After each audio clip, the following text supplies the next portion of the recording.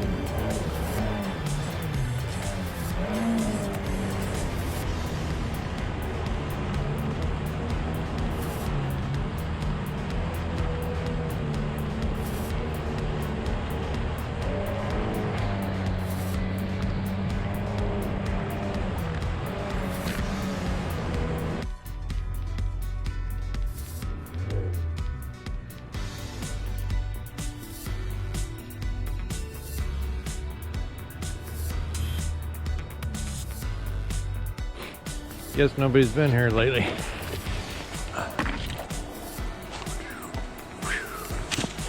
Not much place to tie off and not much bank there, so figured out, go get the truck.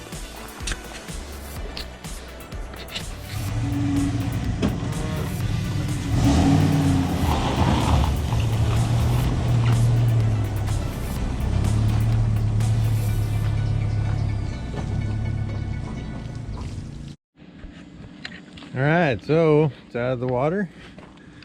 And it's this, you can see this line here from sitting in the river. This is kind of more of a dark green, but it's drying out. So I kind of want to power wash that. You can see there's definitely some oxidation here. See that kind of peeling off.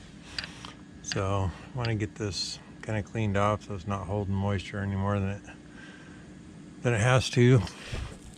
But take a look at the back. You see there's a fair amount of oxidation on the drive here for the pump parts.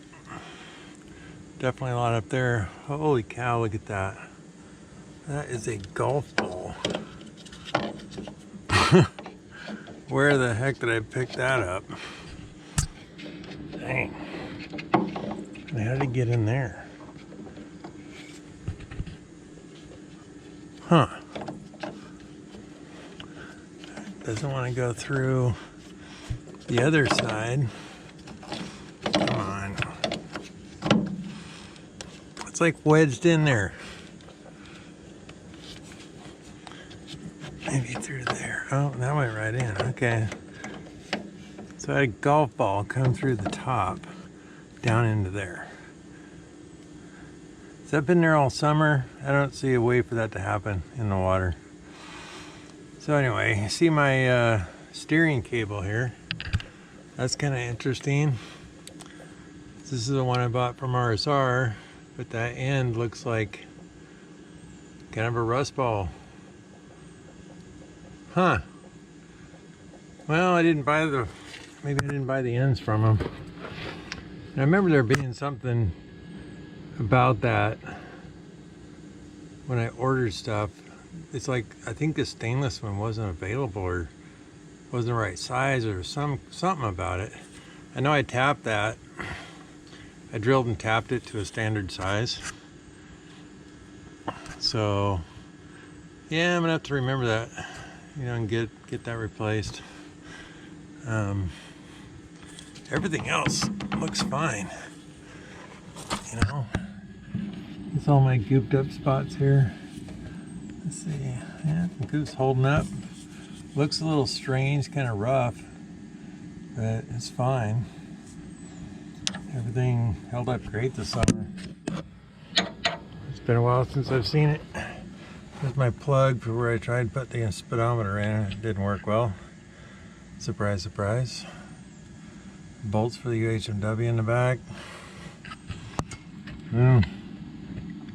Definitely got some oxidation, but I think that's to be expected. So I need to get this power wash, but today's our only semi-dry day, so I need to blow leaves.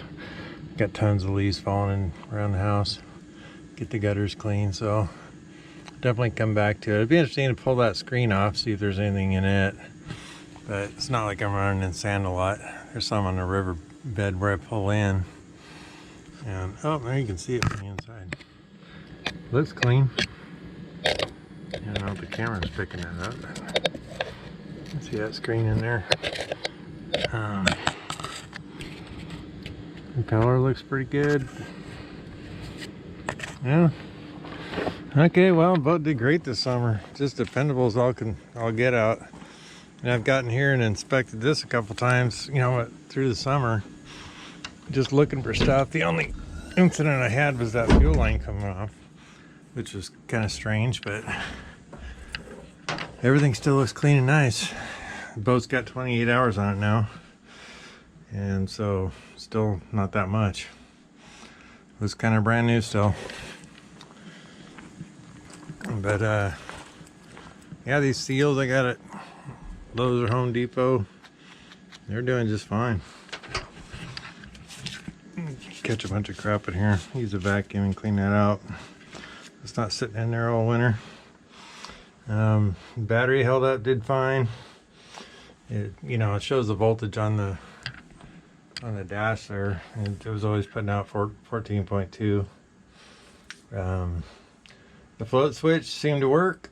You know, I don't know if it ever activated itself, because I go down and hit the switch and turn it on manually and pump it out. I think I did that yesterday or the day before. It was pretty full. But yeah, everything on this motor looks clean and nice. And so I think what I'm going to do, see this fuel connection here, I bought a new fuel kit with connectors and stuff for running plastic line. And I don't think the fuel pressure is like stream on these. I've never put a gauge on it, so I don't know what it's supposed to run. But you know, when you think about, you know, most of your your older cars that don't have direct fuel injection, you know, they're running 30 to 60, somewhere in there. I don't mind this being here, but I kind of like to put a solid fuel line here, but have the ends that take the snap connectors like these. And I'll just convert this whole thing over to that poly line, fuel line, and get rid of the rubber, which doesn't hold up as long anyway. And I got a lot of hose clamps and stuff putting this together. I guess I'd have to get a fuel filter that took those connectors.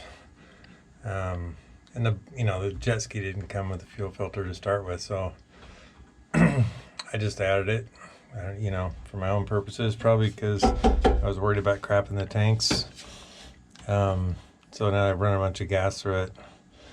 Probably wouldn't necessarily need to worry about it as much. I mean, but look how easy this would be to work on.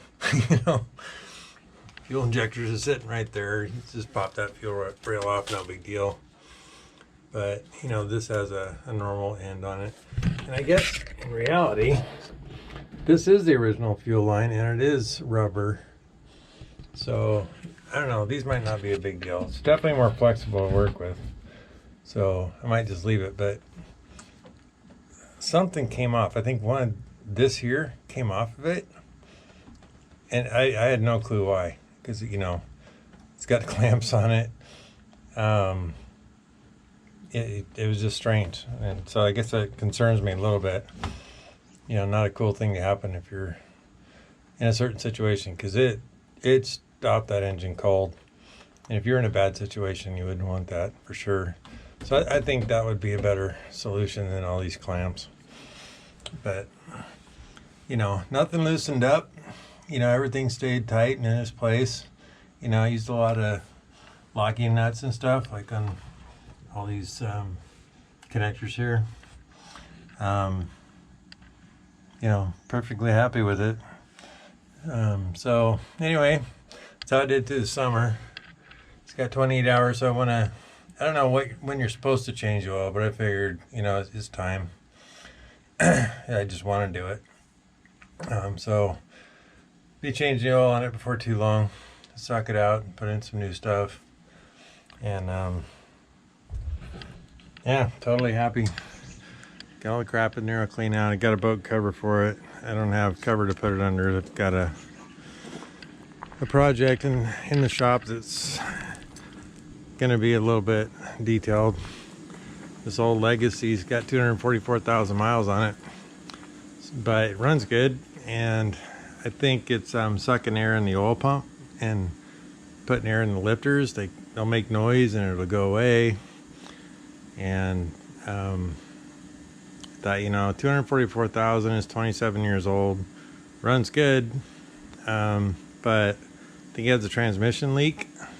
It's low on transmission fluid, so I'm thinking about pulling the engine and resealing it, doing the seals on the transmission. I know I have a bad wheel bearing on the front left.